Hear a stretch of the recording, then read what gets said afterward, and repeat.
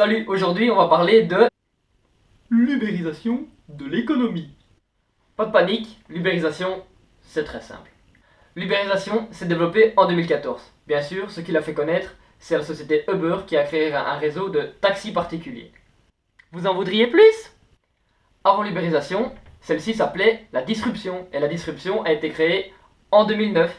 En 2009, la disruption a vu le jour grâce à l'évolution de 3 tendances. C'est bien sûr le numérique, car tout le monde aujourd'hui a accès au numérique. Tout! L'expérience du consommateur. Aujourd'hui, le consommateur cherche le meilleur produit au meilleur prix. 3. L'indépendance des personnes. Actuellement, les personnes veulent travailler indépendamment d'un système prédéfini et pouvoir s'offrir des services entre eux. En tant que jeune, bien sûr, nous avons des avantages, car chaque jeune a le même problème. J'ai pas un bal. Différents secteurs, grâce à l'ubérisation, ont pu s'accroître. En premier lieu, on a les librairies. Ouais, je sais tous qu'entre nous, vous ne savez plus ce que ça veut dire, librairie. Actuellement, les librairies et les maisons d'édition, c'est dépassé. Amazon a créé un procédé par lequel les auteurs peuvent directement commercialiser leur œuvre par leurs services. L'hôtellerie est un secteur en pleine transformation également. On a vu des particuliers louer à des particuliers. Airbnb a su supprimer les intermédiaires et rapprocher l'offreur et le demandeur. Ainsi, elle a réussi à réduire les coûts, simplifier le mode d'accès et satisfaire tout le monde.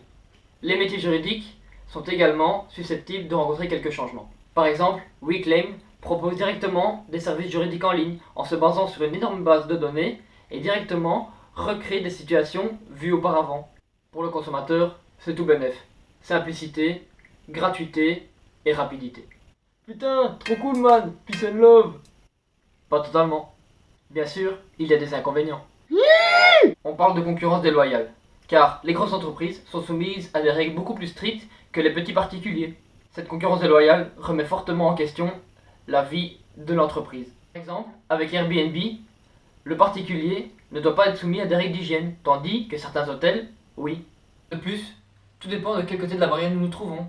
Si vous êtes considéré en tant que salarié ou Madine Uber, il y a plein de différences. En tant que salarié, vous êtes protégé, vous avez un revenu fixe, vous payez des cotisations et vous avez droit au chômage. Tandis que si vous êtes Madine Uber, vous n'avez pas droit à tout cela. Par exemple, en 2025, 3,5 millions d'emplois seront supprimés en France. Et sûr qu'à côté de cela, il y aura une création d'emplois, mais qui sera très petite par rapport à la destruction d'emplois. Et ce ne sera que des ouvriers qualifiés qui y auront accès.